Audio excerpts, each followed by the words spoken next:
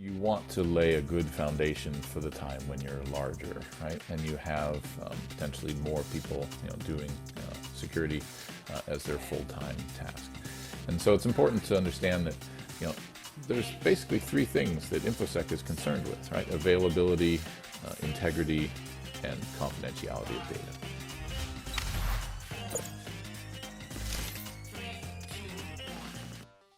Hello, Mike. Hello. Good afternoon. It's Mike. This is exciting. We're going to have a good time. Are you excited? Yeah, I'm looking forward to talking with you. When we were doing our podcast prep meeting, it came up that you used to work at Marvel, and then the entire team just went incredibly geek. And I said, guys, we've got to cover, we can't just go 100 miles deep on Marvel. We've got to cover everything with Mike. Sure. No, that's definitely something that people like to hear stories about.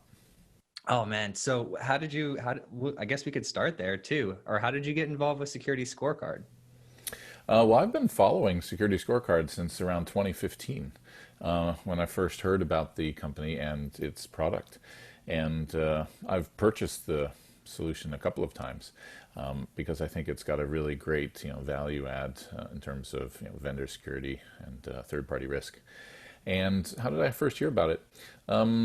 I think the offices were on 15th Street. They hadn't moved back then. And I try to stay abreast of new technology.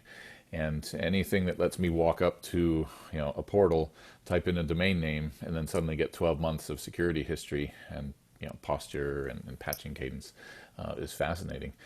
Finding out about breaches, looking at compromised credentials. It's doing the work for me and finding out whether or not I want to work with vendor A or vendor B based on these ratings. Come on now. So wait, if I put in our podcast domain name, moderncto.io, will stuff come up? Yep. Wow, that's going to be fun. We should have done that before the episode. Yeah, I'd be happy to show your findings. This is using only publicly available open source intelligence. So, how long does it take? Well, if the domain's been tracked or requested by someone else, then it's already there. Otherwise, it takes maybe 3 business days to start to build information and intel. And it'll look through the headers on your website and figure out if you're running a vulnerable version of WordPress or other types of tools and services that are exposed. And we have partnerships that help us find information from the dark web to see if your users were a part of any breaches, because it's not their fault. But the fact that their credential might have been compromised is useful information for you to have in terms of business email compromise, credential stuffing, things like that.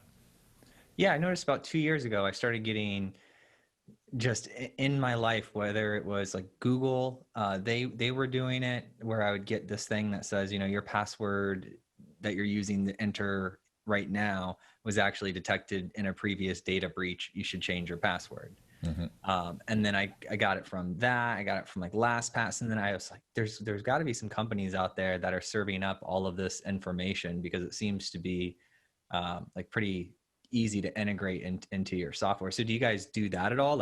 Is that a reason why companies use you? No, I think a lot of the reasons people use us are the primary 10 factors that we're able to measure about you. We've only recently added the feature of looking at credential risk through a partnership because spending the days and nights downloading those dark web breach data sets is a specialization that we don't necessarily need to duplicate, right? I actually think it was some alumni from Security Scorecard that started Hack Notice, and so they're in the business of making that information available. But it's not your fault, right, that your gym was lax with their security, but it is your fault if you use the same password for your business as well as for that gym login.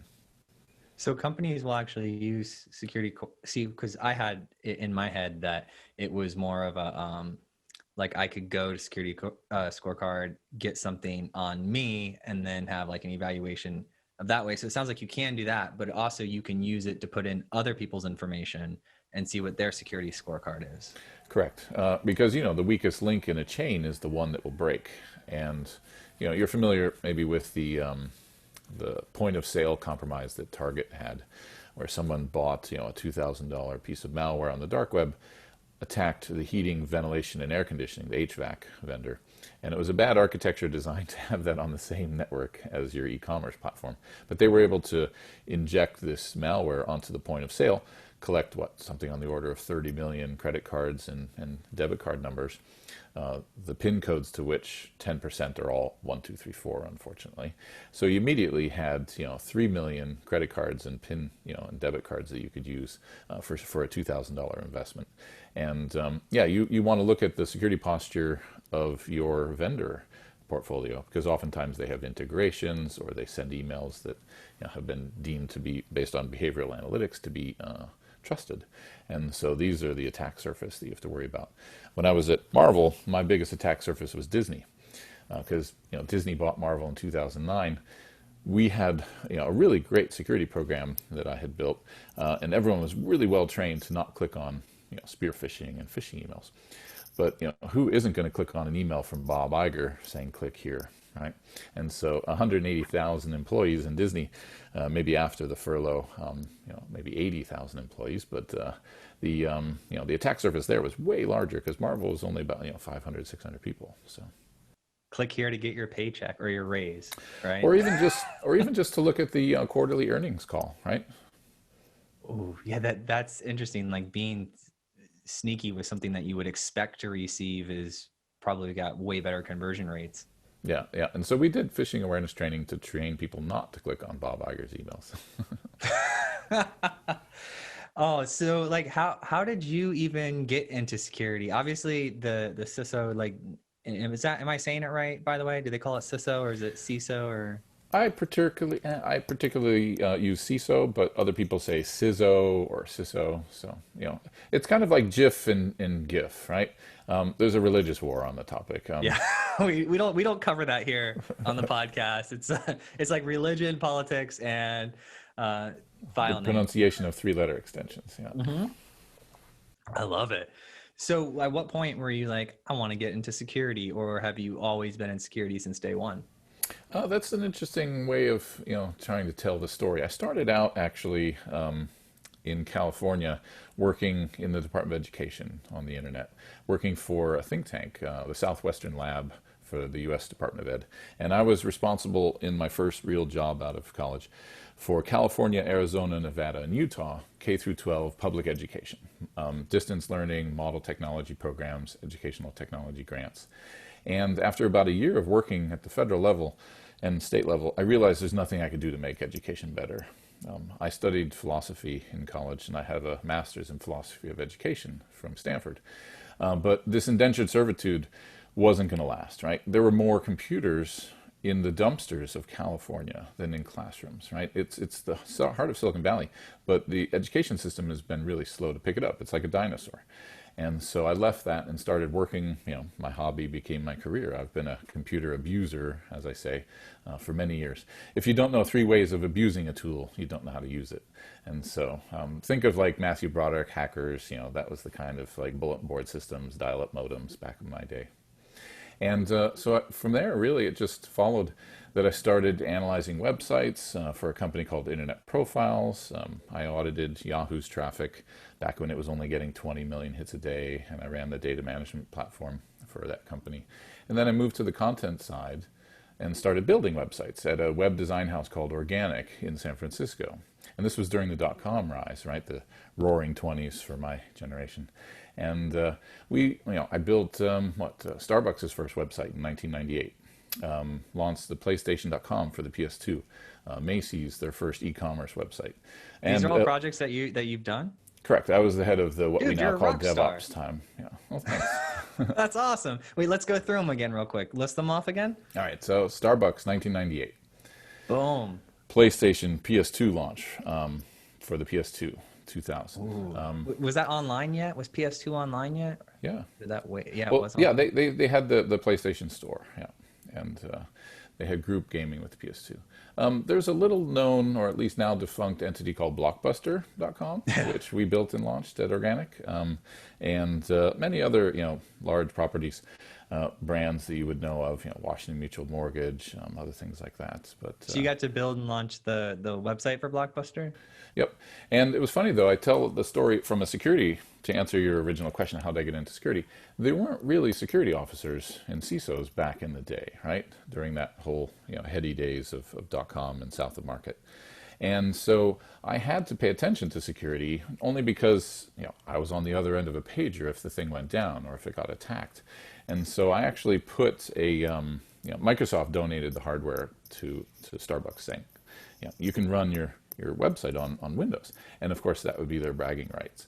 But I didn't want to go to sleep at night knowing it was running on Windows IIS version 3 or something, right? It was just not very stable back then. So I actually put a reverse proxy on a Solaris box with an Apache web server in front of it, recompiled the headers to identify as IIS, and then did a bunch of proxying and caching on the front end so that the actual Windows servers didn't fall over and didn't have a lot of work to do. And it was funny, this would be called deception now. And, because you're putting a different piece of hardware in front and you're kind of telling people that it's a different operating system and different web, application server. And NIST has, special guidance now for you to have a whole deception program to your platform of proactive, security. But anyway, so I was doing it out of, sort of pragmatism at the time. And so I've always had to pay attention to security and to understand how to harden a website and protect it and expose only the essential services and log and monitor them for suspicious activity. But I haven't really been doing InfoSec unless putting the title in my name, I guess, for the last 5 or 6 years. So I have a good 25 years before that of building platforms, building banks for Rabobank when I lived in Amsterdam, putting KLM.com behind Akamai. What else? What are some of the other fun things? And of course, Marvel. That was a great 2 years where I like to joke it was my job to keep Iron Man safe. Oh, that's right. I was thinking that there's a nerd joke in there somewhere for like, why do you need security at Marvel? Because they have all the superheroes. Yeah, and right? Of course, if you know what happened in Endgame, you know what happened to Iron Man after I left. So Robert Downey Jr. just cried after you left.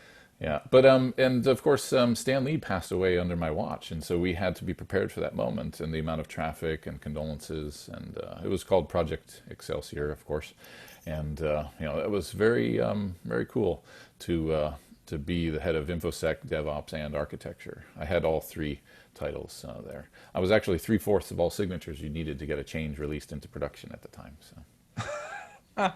That's awesome. That is so like I'm fascinated. I like when I meet people like you that have gotten to do some really interesting projects, and then I'm always interested in like the company.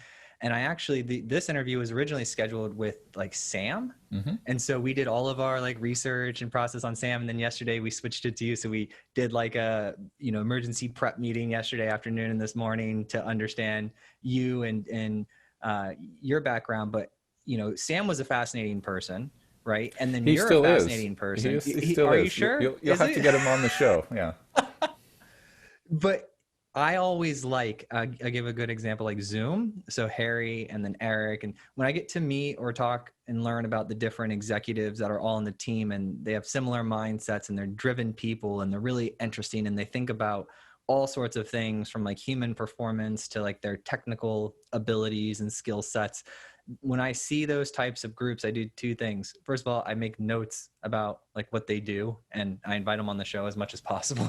And the second thing is I try to like mimic some of their behaviors that I see. Right. And of course, like buy their stocks when they're publicly traded. Are you publicly traded? No, we haven't gone public yet. Okay. Yeah. So when you do that, I'll make sure to buy some of the stock because I think that these companies that are like founder led and have really great executive teams, I think that they do the best overall, like long term, as long as like that energy is still there.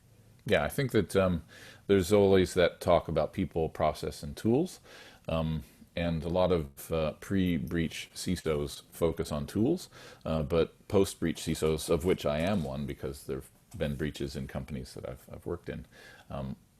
The Chicago Mercantile Exchange as an example of one of them. I wasn't the CISO there at the time, but I was enterprise server platform manager. And in the post-breach perspective, you focus more on people and process, because all hands on deck is a real liability if you don't have some discipline, right? Because people could be going in and trying to fix the problem, and they could actually be, destroying forensic evidence, right? Trying to, delete files that have showed up, from bad guys, or helping the bad guys, move laterally within the platform just by being on the server and logging into it, if it's been compromised. So yeah, there's definitely a different perspective, I think, like I said, between pre-breach and post-breach. And good leadership, good teams, good corporate culture, good security DNA, these are the core values of Security Scorecard. So I'm really excited to have joined the organization and to bring my perspective and help it evolve to its next level of maturity.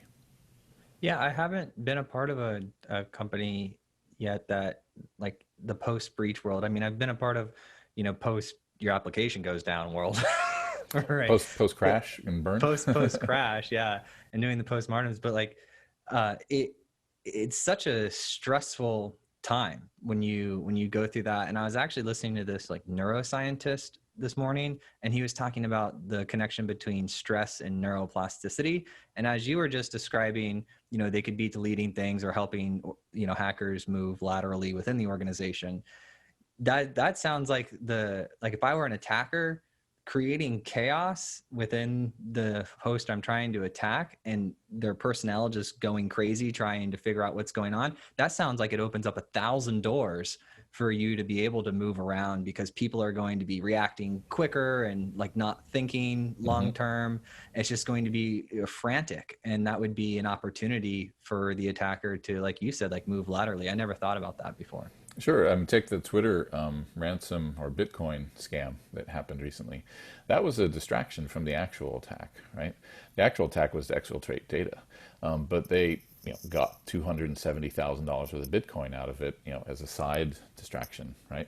Just like Ocean's 11 movies or whatever, right? There's always this second narrative, this second heist that's going on. So you have to be very careful about that.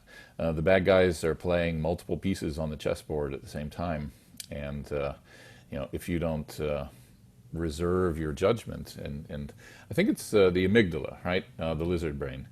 Your higher order thinking skills go away when you're in a fight or flight situation. So the amygdala hijacks your ability to think rationally.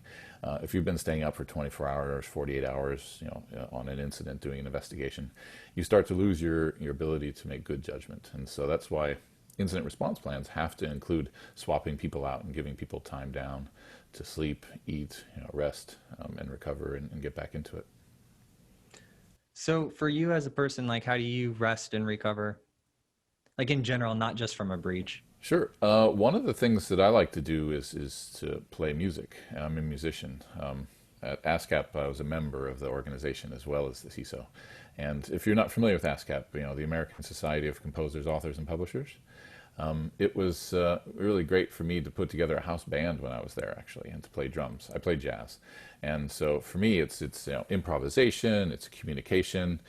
It's not, although there are other forms of music that they're equally rewarding for cleaning out your brain and of toxic kind of chemicals.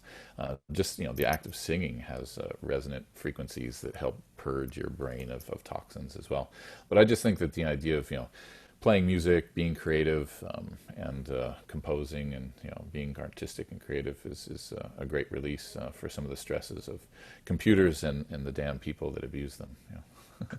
I fully agree. I'm a musician as well, and what I've noticed is that when I get into that state of, I guess you would call it, most people call it flow, when you're just like in the groove, like those moments it's a beautiful thing, because it's like a place I can go, and I remind myself, like when I'm stressed out or like don't feel like doing something, or when I'm just having a bad day, it's having that skill and then being able to go over there, it can completely just adjust my mood. It's like, all right, let's go do something that I love for 15 minutes. I can go play a couple songs, and just completely turn around my day. So, I mean, I love it. I've been playing guitar for, I think, about 7 years. I've been playing. For about a year.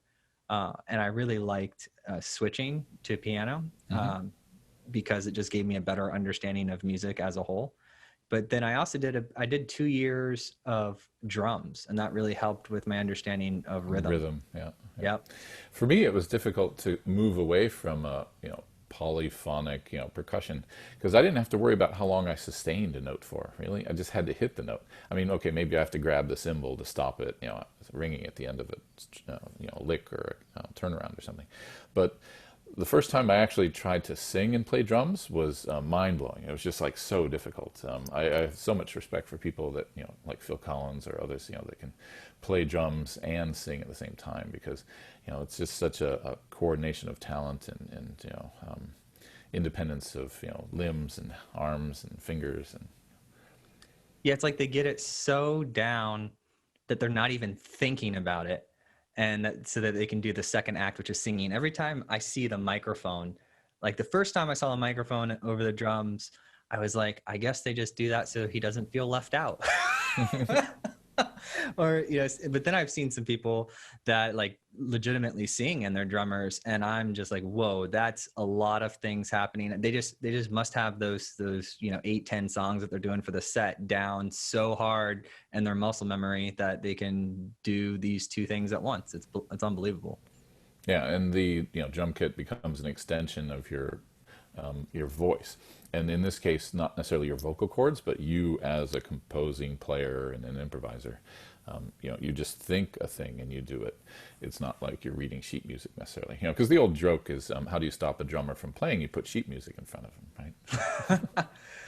So this active music throughout your life, and this like artistic component with everything from even being a part of deciding to spend your time at Marvel to the ASCAP to just being a musician. Has there been like any benefits professionally? Like what is your takeaways? Would you recommend people with a passion in music to pursue it? Yeah, I mean, I've met a lot of people in InfoSec that have a music background, that play and play regularly.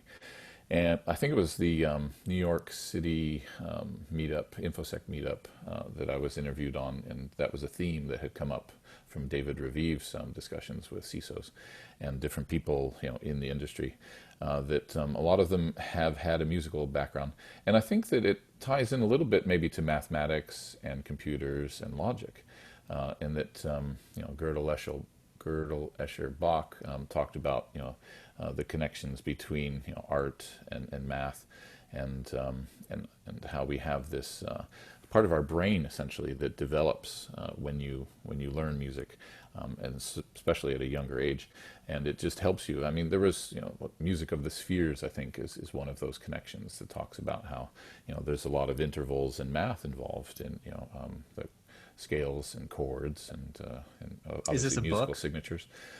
Music of the Spheres, I think that's a book. Yeah, I'd have to remember the author that talks about the overlap between math and music. That'd be a good. It'd be even better if it was like a documentary or a video. But that music of the spheres, I think that's interesting. Connecting music back to math and intervals. I would actually be pretty interested in consuming that information. Yeah. Well, if you want, I can send you a link and we can maybe add it to the notes. Yeah, and we'll talk about it next time, right? Sure thing. Yeah. So, all right, let's bring some value to some of like the CTOs, right? So, like cybersecurity for CTOs. Let's give some more context. Let's say CTO at a company, 50 to 200 people, right? Around there, like that. I think that's often called like the SMB space or the early part of the SMB space. Mm-hmm. Maybe they don't have a CISO yet. What should that CTO be thinking about as far as like threats or strategy? Sure. Well, I think that even if you have a small company, you want to lay a good foundation for the time when you're larger, right? And you have potentially more people, doing security as their full-time task. And so it's important to understand that, there's basically three things that InfoSec is concerned with, right? Availability, integrity, and confidentiality of data. And so if you set up a good foundation for that, meaning you don't give permissions to people, You give permissions to a role and you add people to that role. It's called role-based access controls, RBAC. So even in a small company, it still makes sense. It feels like a little bit of overhead, to create like a DevOps role and then add your DevOps user, even if there's just one. But eventually there will be more. And you don't want to have these snowflake permission sets the first Promethean DevOps user had all of this permission. They had root, they had admin on everything. And then you hire a junior and you don't want to give them all that power. And so you want to give them, what's called least privilege. You want to give them just enough to do their job and no more. And so that's how you grow a very secure base within your company and within your permissions. Because otherwise you try to retrofit it in later when you get bigger, and maybe you have to pass a compliance audit, or you have a pen test that reveals that there's some overly provisioned users on your network, right? Everyone's either a sysadmin or they have nothing else, no access at all. That's the typical pathology that I find, is that people are all in on letting everyone do everything in the name of DevOps and saying, empower the users, to make and do things. But if they don't have the sense of responsibility of thinking about security, they may only be thinking about the feature that they're trying to deploy. And they may not, store session state, in a safe way. And, your startup can be disrupted by a security incident quite easily if you don't have that embedded in the, like I said, the DNA and the foundation of your company. You certainly need to do some security awareness training, teach people, how to do, best practices for coding, OWASP, top 10. There's basic CIS controls that are considered best practices that all companies should be adhering to. And if you embed security in the development and software development lifecycle, then you don't have to worry about it becoming this road bump on the way to release in the future. When you are more mature and you do have potential investors and auditors looking at your due diligence on whether you just cowboy the code right into production or if you have a bit of a process wrapped around it. Yeah, I just went through a Fortune we got like a top 50 company as a client. And I went through the unbelievably long security review process. I heard people talk about it before. Mm-hmm. We had only had like SMB type customers, and we filled out a small questionnaire, and it was relatively easy process. And then going through it with one of the biggest companies on the planet, it was just unbelievable. I mean, it took from the time we started to the time we finished was probably like 3 or 4 months, but the sales cycle was 9 months long. But yeah, no, I don't doubt that. And it's a burden that a lot more companies are facing these days. And as you move your workloads to the cloud, or as you start running on multiple cloud platforms, because you want to take advantage of certain strengths that Azure might have, or Google or Amazon, you have this burden of filling out these vendor security assessment questionnaires. And you don't want to have to fill them out, and spend 3 months every time you get one. So we have a product that we've launched called Atlas, which helps companies do this. And so it categorizes your responses, and it uses machine learning to help you answer all the variants of these survey questions that you might get, and help you, speed that process up. Certainly for smaller companies. That sounds very useful. I wish I would have heard that before, because what I think the longest process, or the thing that made it take the longest, was debating the relevance of even certain questions. Mm-hmm, mm-hmm. Because I was like, this doesn't make sense in the context of the type of product and service we're delivering to you. Correct. I guess one of those questions was, do you encrypt your offsite tape backups? Yeah, that's exactly it. And it's like, we don't have offsite tape backups. I'm sorry. I know. It's hard to go through those too, because it's a difficult thing. So Atlas is something that, is it like a tool that I go in and tell Atlas everything and it helps me answer future ones, or does it know the questionnaires of like companies? Does it have it like Correct, stored? Yeah, it's starting to standardize these things. Like SIG has these t-shirt sizes of how many questions you answer. And so we're helping people with that burden and ingest it into any system of record they may have. Because you might have a governance, risk, and compliance tool. If you're a large enough organization, you may even have governance officers, right, and compliance officers that aren't even related necessarily to the InfoSec team. So this helps the whole spectrum of whether it's a mature organization like NYU, for example. I started teaching cybersecurity this spring to the next generation. I want to share my stories and my experience and my philosophy with them to help make grow the next generation of InfoSec professionals. And NYU has a really large student body, and it's tons and tons of IP address space and lots of risk, because you have academics that are doing research in AI, but they don't know necessarily how to lock down all of that intellectual property. And so I was using the course to talk about very pragmatic things, not like the Acme widget company and a kind of textbook approach to security. And so I was teaching a class, and I had 102 students this summer in my summer course, all of whom were InfoSec professionals, CTOs and CISOs for banks and for startups all over the world, because it was a virtual class, right? And it was just fascinating to see that that there's a real need to be disciplined, but not to overload your work with too much process and too much overhead. And so even just answering those vendor security assessment questionnaires, if you can automate that and you can make it repeatable and trusted, then that's a real burden that pragmatically saves time, and it technically reduces risk, right? Because you're answering the questions more completely. A lot of people hand those questionnaires to like a summer intern and ask them to fill it out, and they don't know half the answers. And a lot of the questions are outdated, and not modern, CISO 2.0 kind of questions about ephemeral infrastructure on a elastic cluster, auto scaling in the cloud. How do you scan and retain the data from these little Junebug VMs that come and live for a day and then disappear the next day, right, when you don't need them? So anyway, there's definitely challenges to addressing those vetting questions like you mentioned. What was something that you learned from teaching the class? Well, I think that even though you're teaching, or I was teaching a webinar, which was 2.5-hour lectures once a week, you need to build a relationship with all of the students, or at least the students that are engaging. Some of them don't have the time of day and don't necessarily need to be able to ask you a question in the Slack channel, or try to understand something a little more deeply. But I worked on establishing those relationships, and the spring course that I taught was 16 students, and it was very easy to have a relationship and a discourse and a dialogue with them. But when it ballooned to 102 for the Cyber Fellows cohort, I needed a teaching assistant, and so I had to help them echo the same philosophy of grading the assignments and doing office hours and asking questions. But even though we're socially distant, that doesn't mean we can't stay connected, right? And to value and cherish, the importance of listening to the students, understanding their problems. One of them had lost his job, another one was moving, because of family health issues.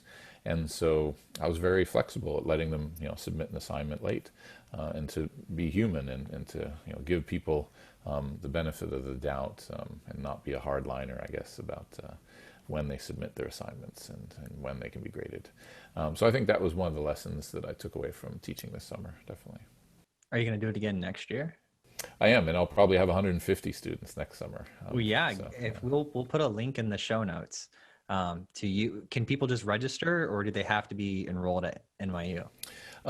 I've put the first 2 lectures of my spring offering of the course up on YouTube, because those are kind of like selling the course and talking about what's going to come in the 14 or 12 weeks, depending on which semester it's taught. But it is part of the master's program. But the NYU Tandon School of Engineering's master's program is one of the top 5 cybersecurity masters in the country, if not the world, and it's reasonably priced compared to some of the other ones. So I can definitely wave the flag of purple NYU, because it's a great way to get yourself that next level as you're working towards the C-suite or towards management positions, because you can't just be an individual contributor that knows how to hack or that knows how to do firewall rules.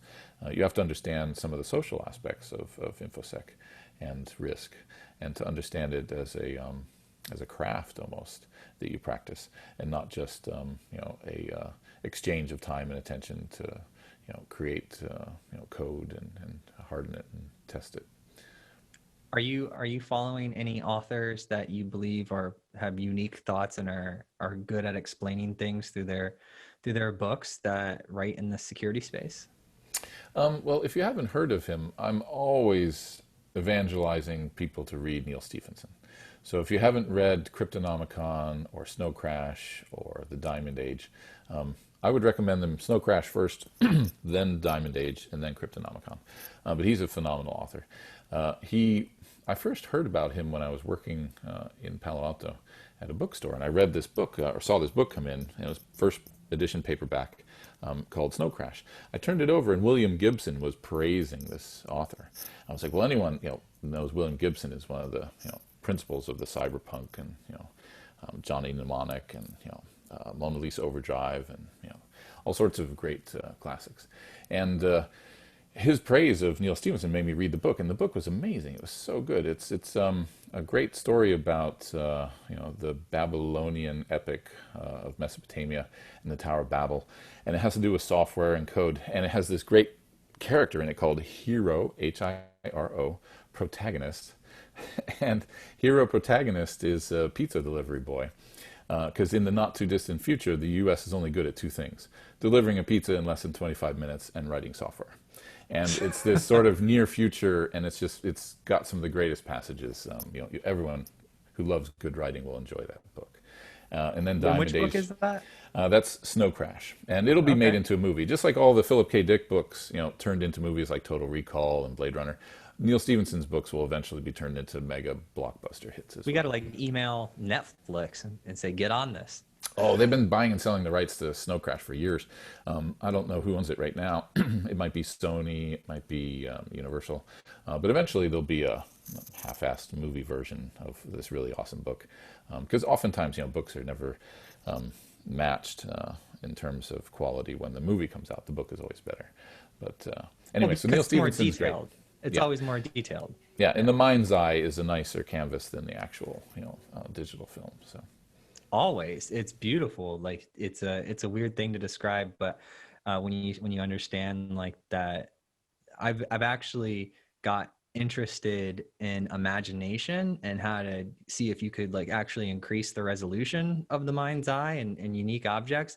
I haven't been necessarily successful at it, but I definitely, the one takeaway from all of that research I did a year or two ago was to just be very intentional. Like if I go into a creative session about, what I want the outcome to be, and then be very flexible for how I get to that outcome, but just to make sure I move myself forward in the creative session. Because the worst thing to do is go into a creative session, spend all your dopamine, right? And then come out and not have anything. Yeah. Or to develop a pattern where you could potentially be blocked, right? And so I think improvisational theater is a good way to train your creativity and to teach people to not be blocking when you're improvising. These are some of the core skills that you need to be a good comic as well. But the other author that I would want to mention is Bertrand Russell. He's a philosopher from the 30s or 40s, but he had a really good book on idleness and the benefits of being idle. Because a lot of times I think we're so overloaded these days with inputs and sensory, multitasking, that there's a trend. It was one of the staff choices at the Harvard bookstore, last year when I was passing through on a trip up to Boston. And it's a topic that I think is really useful because it's not necessarily meditation and sort of Eastern philosophy. It's just about idleness and allowing yourself some time in your schedule to be idle, because your brain is working on things all the time in the background. And sometimes if you have all this, frontal lobe activity going on, your other brain, that kind of mulls things over on the back burner, as it's called, isn't getting any cycles, and it isn't doing its job. And so, just the game of catch, right? Think about that, right? There's no winner, there's no loser, you're just doing it for the enjoyment of playing it. It's called an infinite game. And in life, there's finite and infinite games. And you can hear my philosophy coming through, right? Yeah, it sounds like Simon Sinek, and I love that guy. The idea is that if you allow yourself to have some idleness, your creativity can be much more productive, because you don't want to try to tap the muse 24 hours a day, even if you have, mood-enhancing substances that can help you sustain, a creative exertion for a while. You actually need that downtime to return to it fresh and to have, a sustainable level of creative output. You are 100% correct. So I started a business like right when my wife was pregnant, and now I have 2 kids and we're 3 years into it.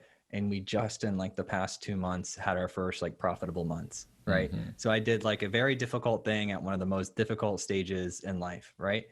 So I was, I've been obsessed with performance and gaining edges and understanding, and I'm willing to try everything. Like I spend time enhancing my sleep, my routines, just studying, and I've gotten to the point where I could push myself to burnout and understand my limit and then see if I can push it 10% farther. And so I know like how I could kill myself working. Like that's actually a very sad problem that happens quite a bit in Japan, so much so that they have their own word for it, where people die at their desk. But I found my limits, and I found how far I can stretch my limits. And then I found what I enjoy, and I kind of bounced and slid around this spectrum of myself. Mm-hmm. to really kind of, I'm 32 to give some context today, but to really understand myself as I was maturing in my late 20s and as I'm entering my, mid 30s. So really trying to figure all of that out. And what I learned just out of half reading, half experience is that the best way for me to function, right? Because I don't know about other people, but the best way for me to function is like with training and some intensity and then rest. And then in those rest moments is when everything rebuilds. If it's that way physically for your body, when you work out, you build the muscle, not when you're at the gym, you build the muscle when you're sleeping later, when your body is repairing. You're ripping the muscle. You tear the muscle when you're in the gym. Yeah. And so that's kind of like what we're doing. We're tearing the muscle while we work. Right. If it's a non-gym task, we think about our brain, and then we've got to let it heal. We've got to let it do its thing. And I love that you call that idleness, because I actually will put into my schedule times where I call it boredom, where I induce boredom. I don't let myself, like, I won't play the piano. I won't go write an article. Like I want to go all the time. And so I'll intentionally create pockets of boredom for an hour here or 30 minutes there. And it just forces me to just like lay down, relax, or sit down, relax, clear my mind. I'm not meditating or listening to any meditation apps or anything like that. Mm-hmm. But you're trying to achieve a similar kind of clarity when you do return to, engaged functions. Yeah, you have to get bored. And I was thinking too, like, historically it was much easier to get bored. In fact, we have all these inputs and stimuli because of all the boredom. It's kind of funny, right? We created all those great things. And we've become a bit addicted to them. I have a funny example to tell about books, though, if you don't mind. A lot of people talk about antisocial social media, right? Because you're head down into the phone.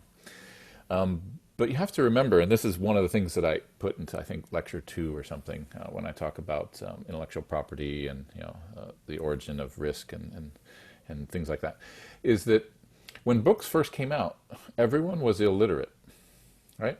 The population of the world in Gutenberg was to distribute and create literacy. And so imagine they went through the same kind of backlash, actually. You're engrossed in this thing, and you're imagining this world that doesn't exist, and you're believing that you're in a relationship with the author and they're speaking to you, right? Which is exactly what's happening with social media apps, right? You have this imaginary connection, to this thing, and you're ignoring the people around you physically. And so books were antisocial when they came out, right? And people that were bookworms were considered outcasts, because they spend all their time reading. And so I think of these as almost successive waves of the exact same thing. The Gutenberg distributed the authorship, the ability to write. And it was not just the people making copies of the Bible, in a monastery, and monks and scribes that were writing, or people with papyrus, in Egypt. Instead, you also had this democratization of voice, right? Anyone could publish a pamphlet, and anyone could be an author. And then along came the internet, and anyone could become a podcaster, or anyone could become, a tastemaker, and somebody unwraps packages on YouTube and earns $5 million for doing so. Right? I know. It was democratizing the power of voice and authorship. And I think it'll extend. The next phase will be augmented and virtual reality. When you're able to use VR tools to create a VR experience, you'll be able to author your own reality. Now, yes, I can't actually make sure that I am living in San Simeon in a palatial, house on the coast of California, but I can experience that, with good VR. And so eventually, I think that's the next wave of that same wave that Gutenberg represented, that MP3s represented, and that iTunes store, right? Everyone could publish. The music companies, were the gatekeepers. They all fell down. And the same kind of thing will happen for reality. We'll democratize the authorship of reality. Well, we'll need Neuralink to do that. I think that'll be a scary day. But certainly, are you following the updates with them? Are you following their corporate updates? The Tesla Neuralink? Yeah, like he just did one, I think like 3 weeks ago, where they showed the pigs. Did you see that? No, I haven't seen Oh man, we'll get you a link afterwards. There's like a 7-minute highlight of a 3-hour event.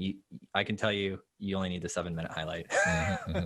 But they put the Neuralinks in the pigs, and they're reading real-time brain scans and understanding. And obviously right now it's for medical purposes, like they're helping people with, like spinal cord injuries, and that's going to be that's going to be the business model that allows it to then become recreational in a decade, right? Mm-hmm. To where we're doing some other. Well, that and of course pornography, the great gatekeeper of all technology choices, right? Betamax versus VHS.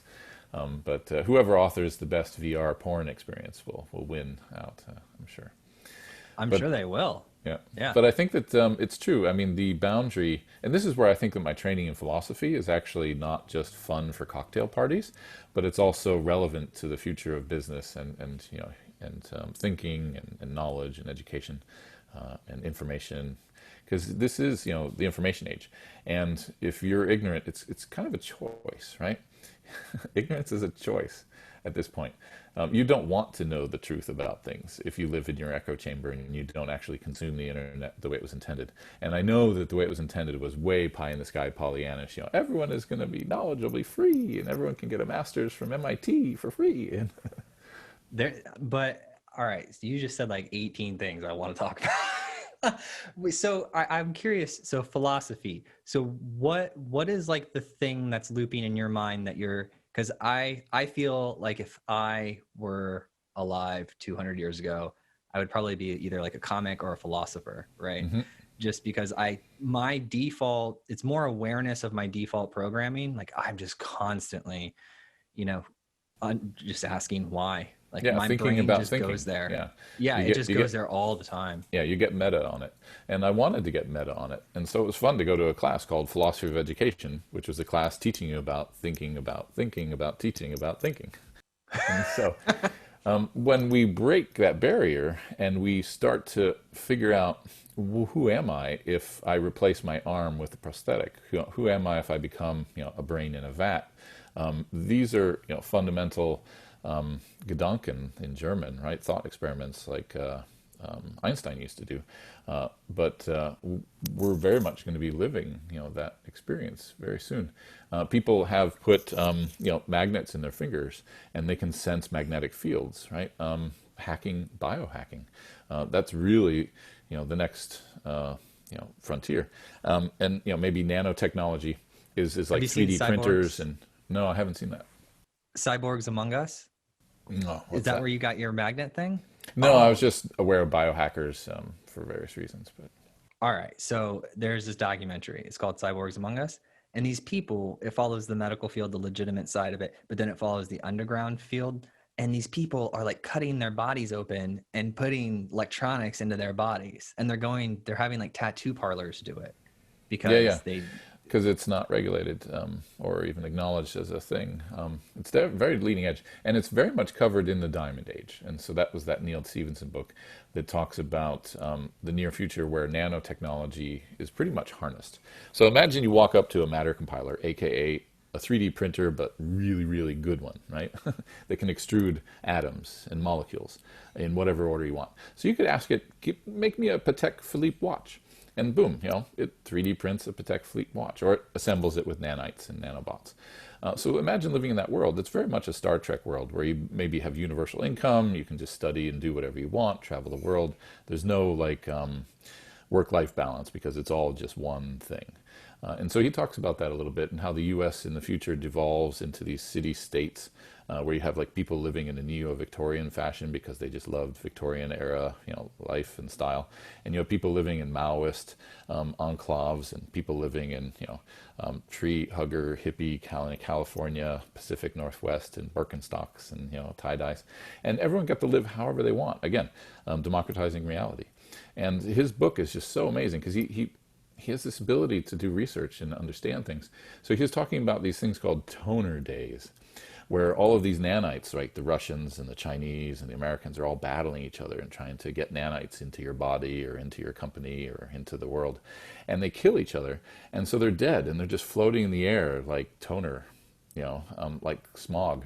And it's a real thing. I'm sure we'll experience it before I die, probably, toner days, where the world is full of swarms of dead nanites, that have been battling for, political and economic control.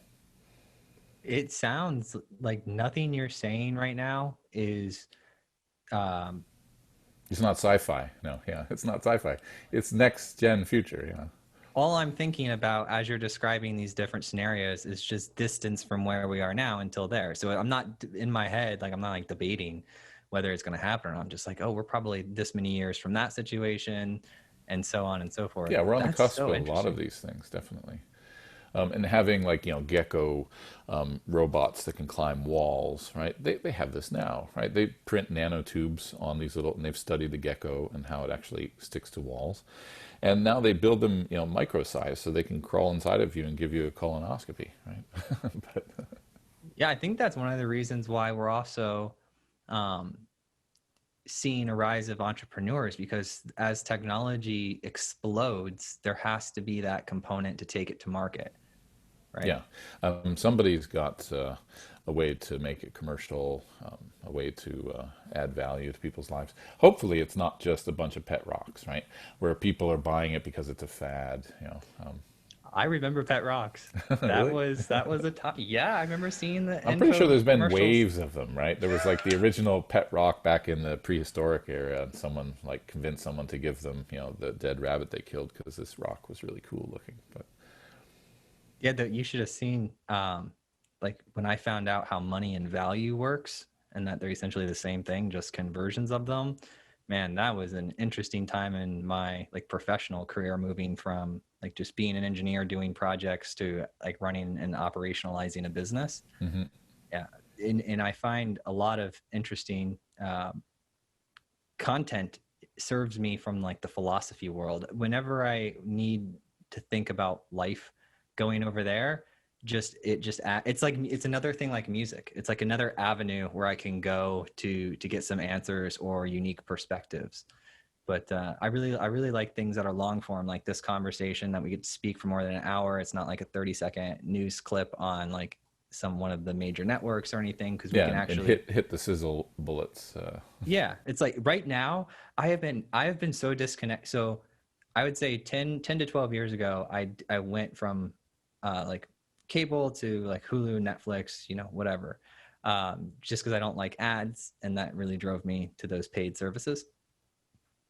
But I noticed it helped increase my attention span, and I really like the feel of not having ads. And now every time ads, I see them, maybe at driving in someone else's car or something, they just bother me like 100% crazy. But I went down this whole rabbit hole about philosophy and advertising when I was trying to better understand business, right? But that's kind of off topic. That's a tough one. No, I can tie that one in actually. My father was in advertising, and he said, "Son, you can do anything you want in this life except go into advertising." So, it was like the preacher, right? And the preacher's son is saying, "You can do anything you want, just don't become a preacher or whatever." But I think that advertising has got a bum rap in some regards, because if it was relevant, it wouldn't be irksome, it wouldn't be annoying, it wouldn't be a distraction. And if we could do one-to-one marketing, and we could not invasively sell you as the product and know what is interesting for you, then we would enjoy these things. It would almost be, I like to use the example of walking through the book stacks in the library, right? And you serendipitously come across this book that's standing out because of its color or its shape or where you just happen to be gazing. We need more serendipity engines in life. We don't need homogenizing, turning people into sheeple, engines of, oh, other people like you also bought this, right? That's a homogenizing in a bad way, a homogenizing force in the universe, in my mind. And so if we had these algorithms that were serendipity, say, someone like you, although you don't know it, might really like to read Neil Stephenson, or you might really like to read, this Japanese, Haruki Murakami or something. And how can you discover stuff outside of your ken, outside of your locus of exposure, that really does melt your butter and really is interesting for you, that you would never have gotten, without a good wide range of friends, trying to keep you discovering new music, discovering new authors. And so I really think that the folks doing AI and machine learning need to really focus on this idea of what makes something serendipitous and what makes it a benefit to introduce something that you wouldn't necessarily have thought of on your own. Yeah, I've noticed that the act of discovery is really powerful. Like when I feel like I discovered something that's unique for like myself, I notice that's always like, I think I give more weight to me discovering something or finding something by accident than I do something being served directly at me because I did this other action. Mm-hmm. Yeah, the correlation engines, yeah. But did we want to touch on a couple of items related to work from home, CISO? Yeah. Well, sorry, I've got to. Well, first of all, let's make sure that we push people to Security Scorecard. So let's talk about what the customers look like for like who uses you, and then let's talk about that. Like, okay. What does your customer look like?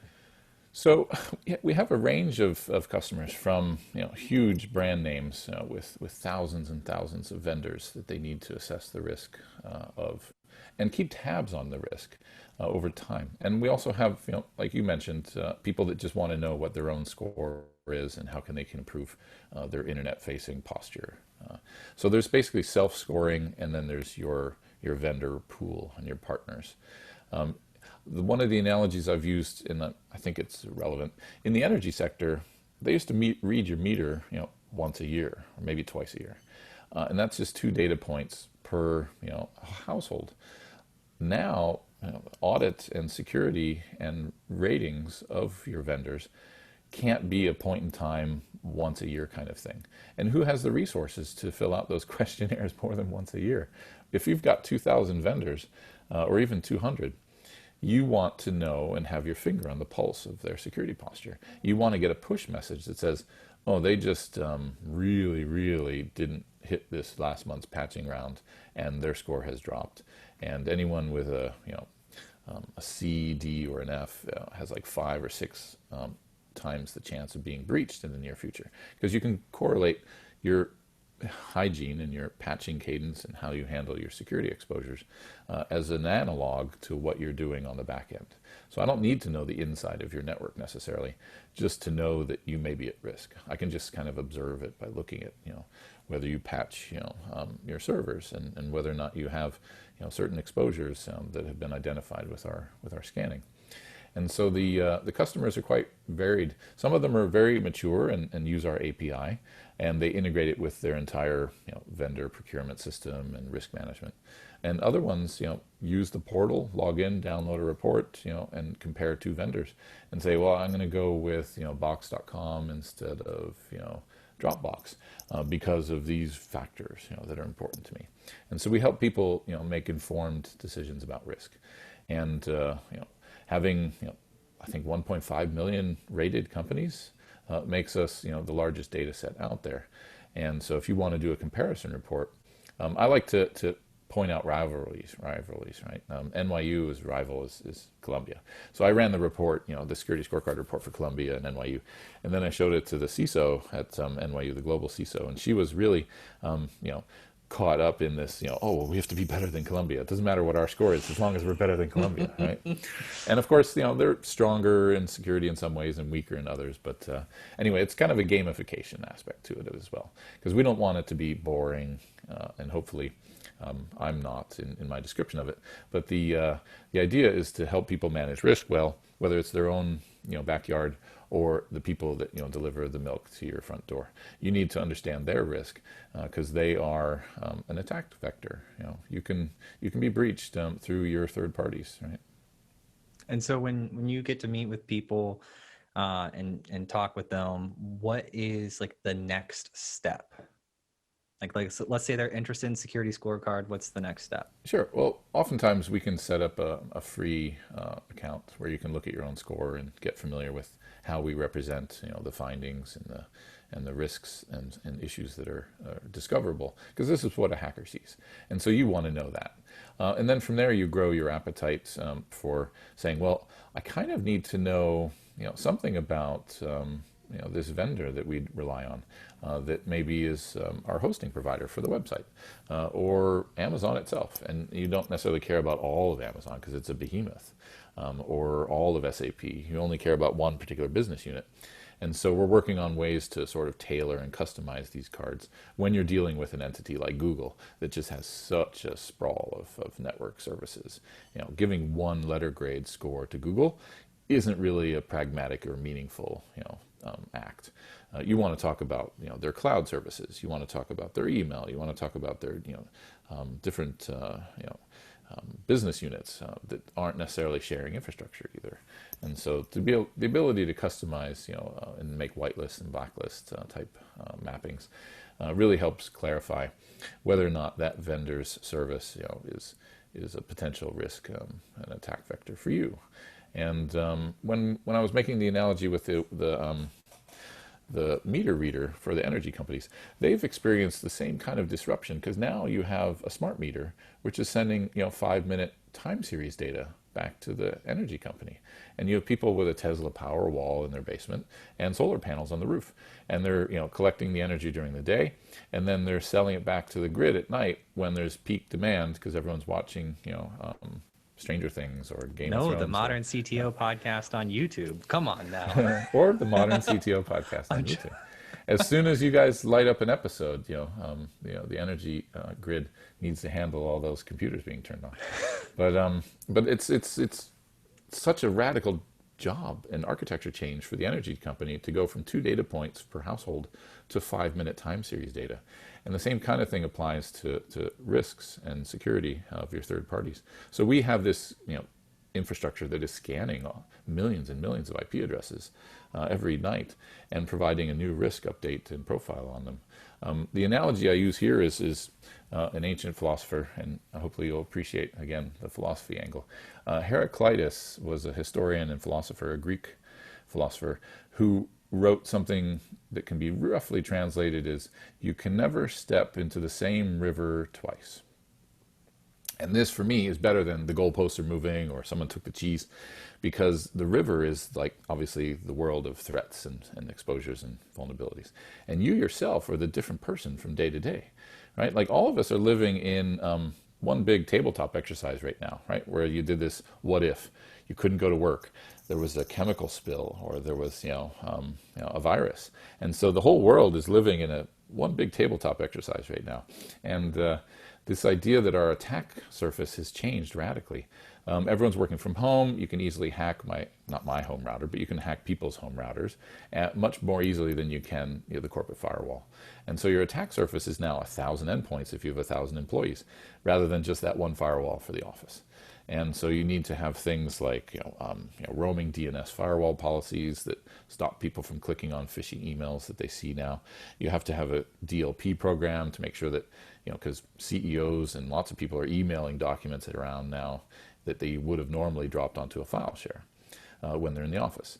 And so the whole pattern and behavior has changed radically. And you have to worry about people not knowing the difference between closing an app and closing a window.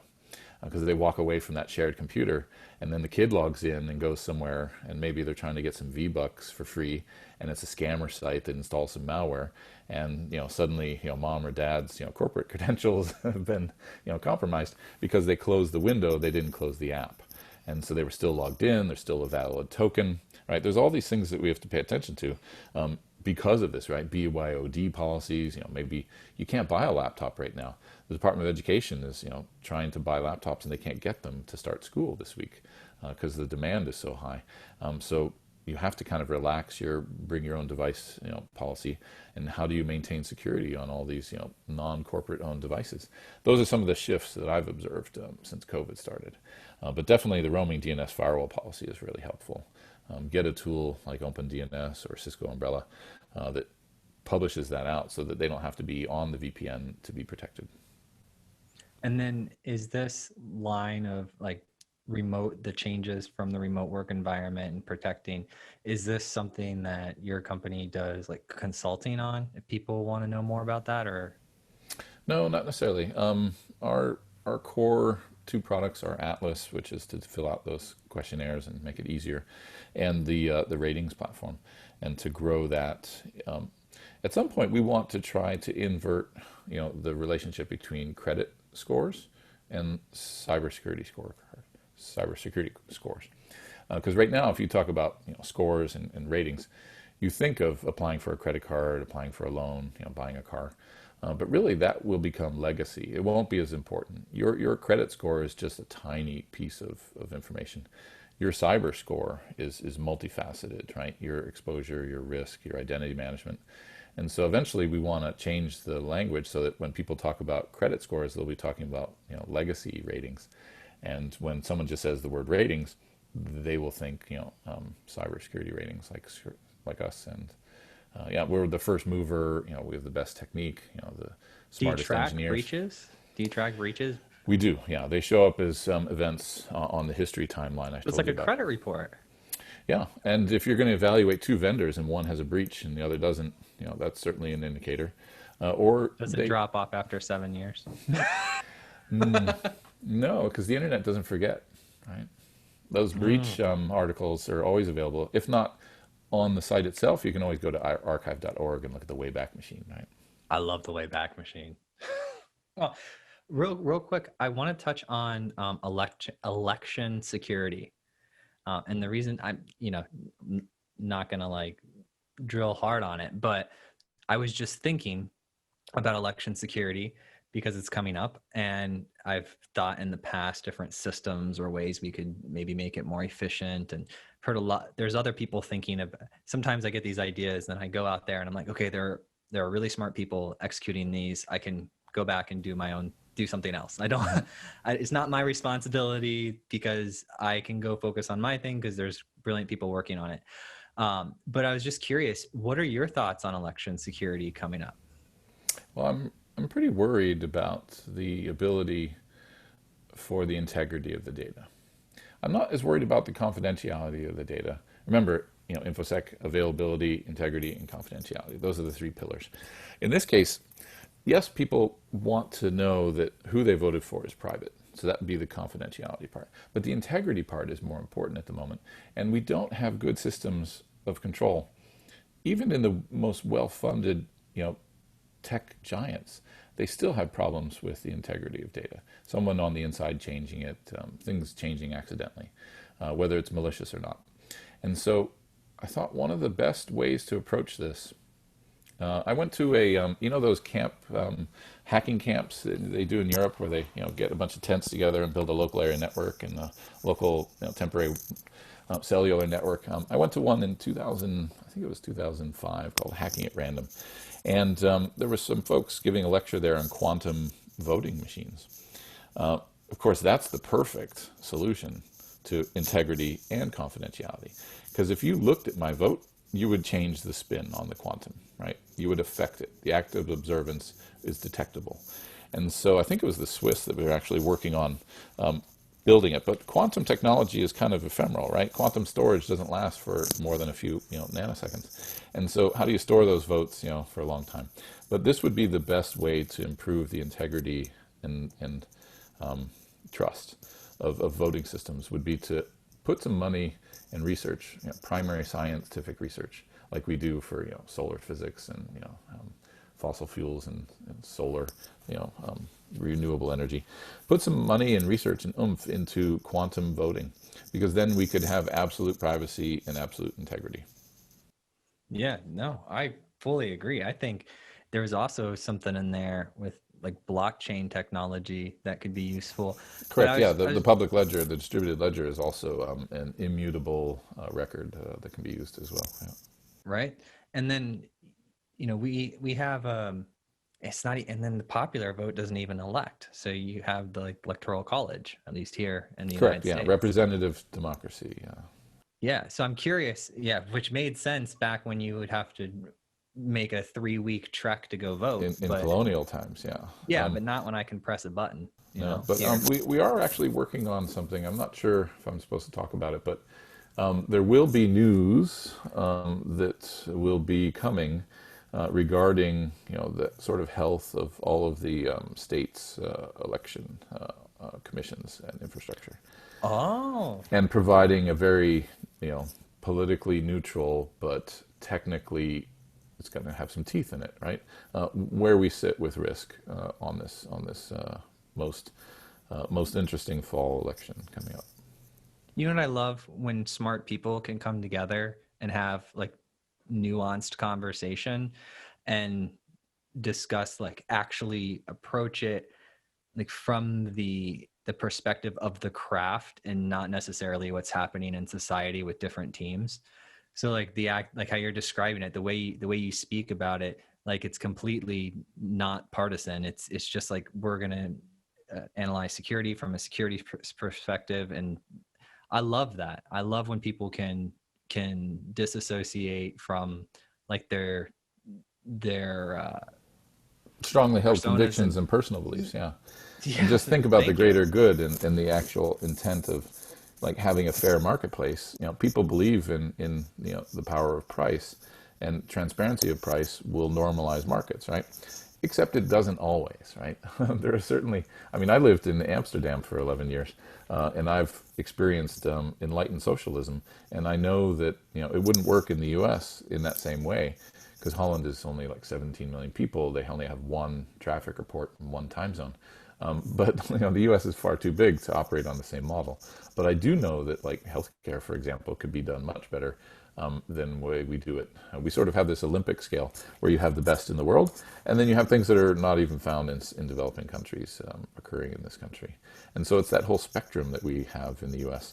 And if we could just raise up the lower a little bit, not necessarily by bringing down the upper end, we still want to have the best medicine on the planet, and the best surgeons and the best scientists, but raising up that bottom bar is really keeping the total cost of the system down.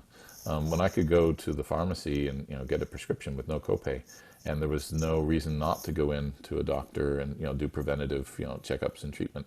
There's no disincentive because of fear of cost, or someone getting you have high blood pressure and your premiums go up. The idea is to keep people healthy, and do it preventatively, is a lot less expensive than these extreme end-of-life measures that we're so used to here, and trying to hang on like that. And so really the total cost of the system goes down. I think the same kind of thing applies to security. If we get more proactive, we don't have to spend as much money on reactive measures and recovering from a breach. We can reduce the frequency at which security is compromised. Yeah, it's like we need more well-trained security people. Yeah, or at least people that understand risk better. And so tools like ours help people and boards of directors, understand their risk better and their risk profile.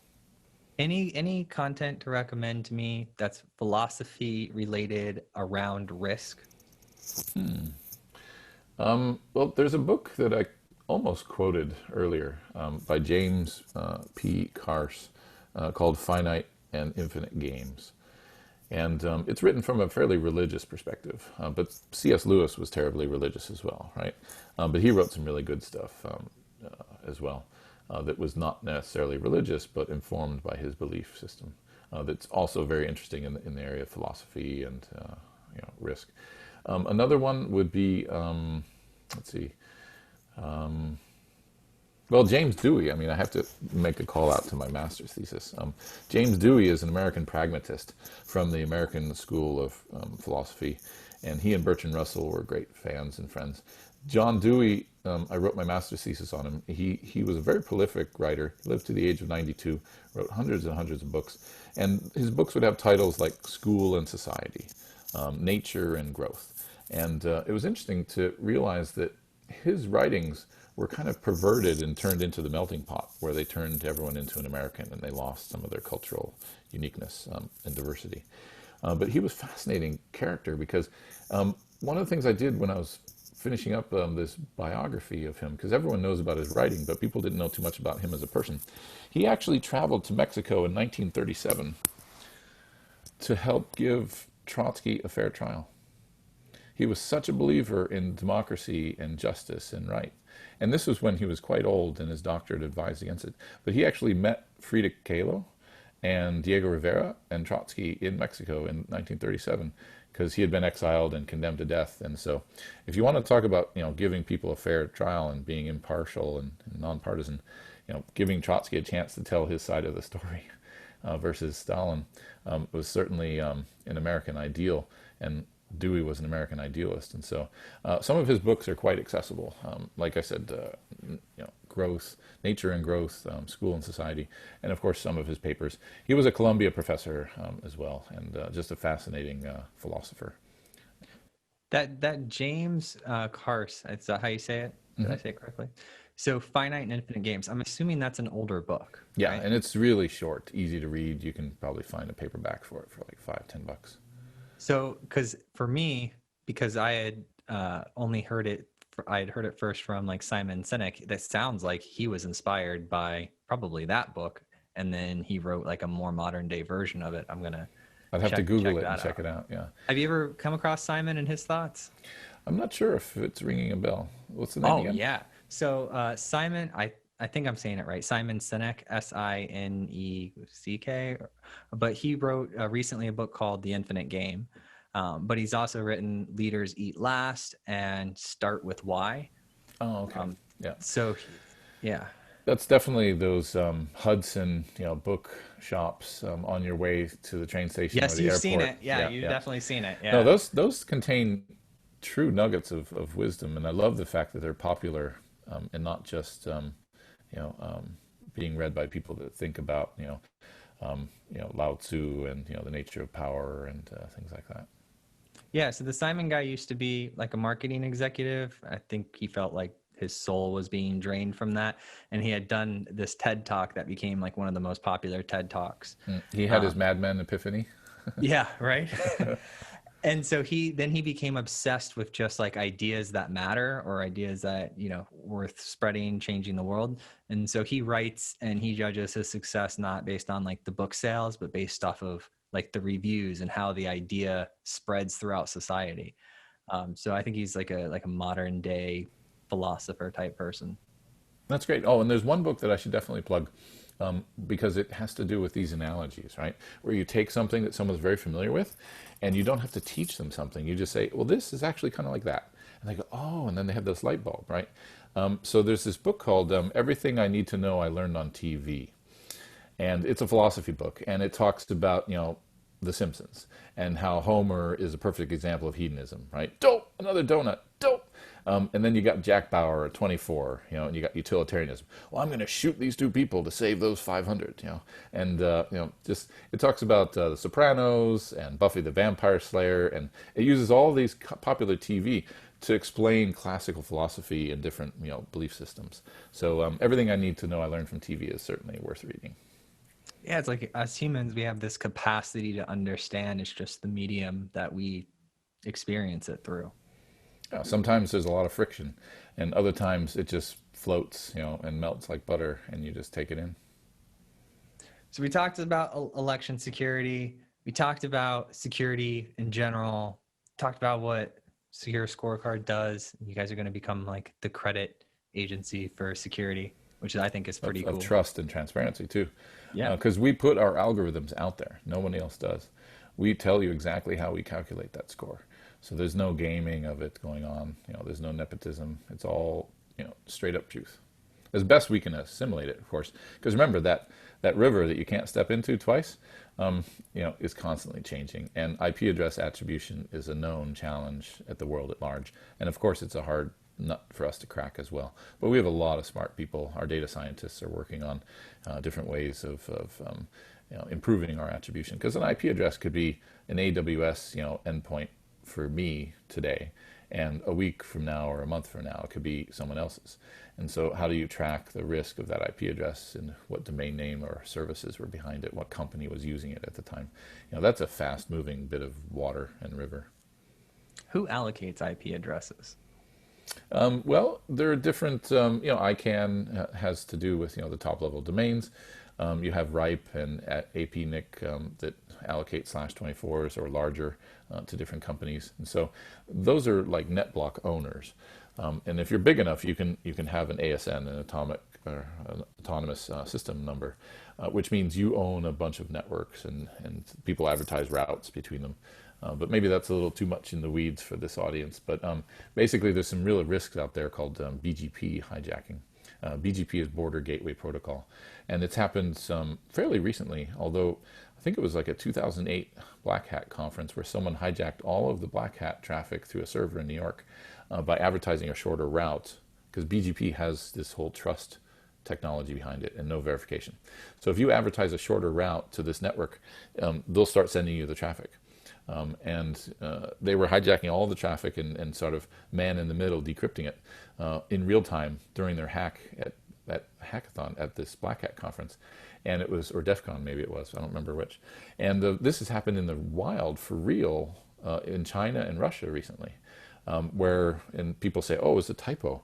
But some company in China advertised a shorter route to Google, Microsoft, Wells Fargo, Bank of America.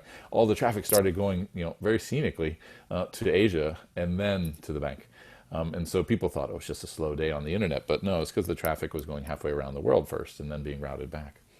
But there was BGP hijacks that happened. Wired magazine wrote an article about it 2 or 3 years ago, where traffic was going through Iceland and Belarus for several hours, and obviously capturing all that traffic and decrypting it because of vulnerabilities that people do or don't know about is a real rich source of data. But yeah, it's certainly something to Google if you've never heard of BGP hijacking. Yeah. So, and we'll just touch on this briefly because I want to respect your time. So we'll wrap up in like 5 minutes, if that's okay. But can you kind of I have never heard of this thing, what you're describing. They're advertising a shorter route to a network. Correct. Can you explain to me like I'm a 2-year-old? Sure. IP addresses are the fundamental, sort of map, an address book for the internet. My laptop has an IP address. When I browse the internet, my laptop, or at least that of my internet service provider, the people that give me my network connection, shows up in the log files of all of the places that I view. It's a bit of a digital footprint. We have a website, SecurityScorecard.com.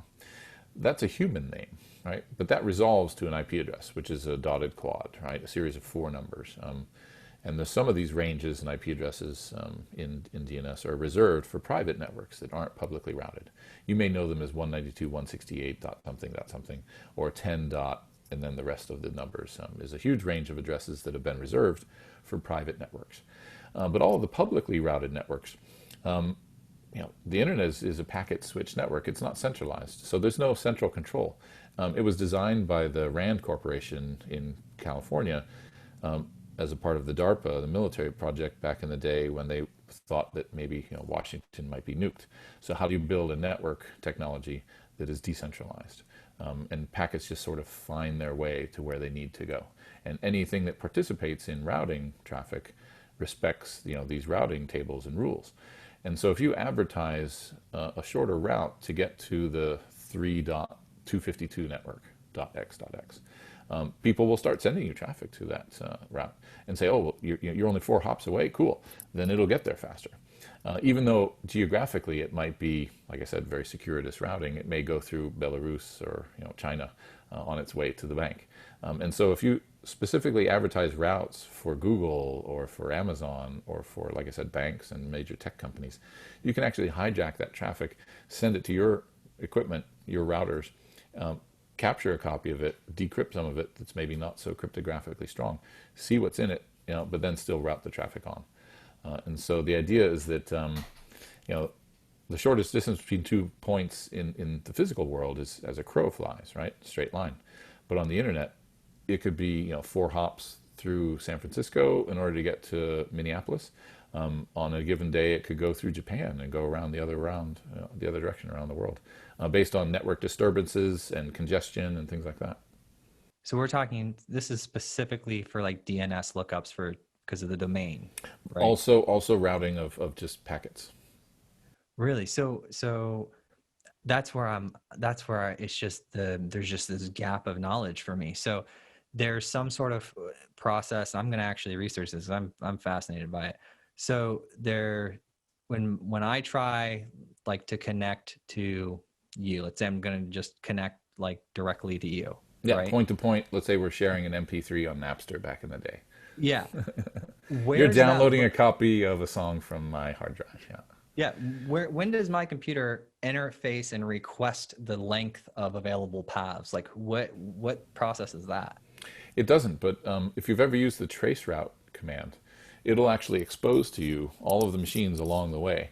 Because if I traceroute from you to me, right now, we may come up with 15 hops, 30 hops. It depends. If you're in New York or if you're in California, there's different paths it could take. And then an hour later, you'd run that same traceroute. It could potentially go a different route because all of these routers are keeping tables and saying, oh, this has got 15 milliseconds of latency.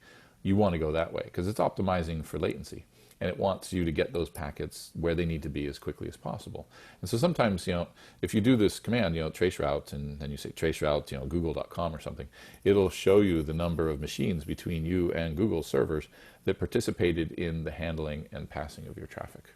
And so your internet service provider is going to be your first hop from home or from the office. And then from there, it's going to be network aggregators, major telcos that have fiber optic connections that connect the backbone and fiber of the actual internet. So yeah, it's an area that people don't get into that much. But Bruce Sterling wrote a really great article back in, I think it was maybe 92, 93, for an original bullet board system called the Well. And it's called A Brief History of the Internet. And he talks about how the internet grew up from just 5 nodes, UCLA, Palo Alto Research Center, SR, what's it called?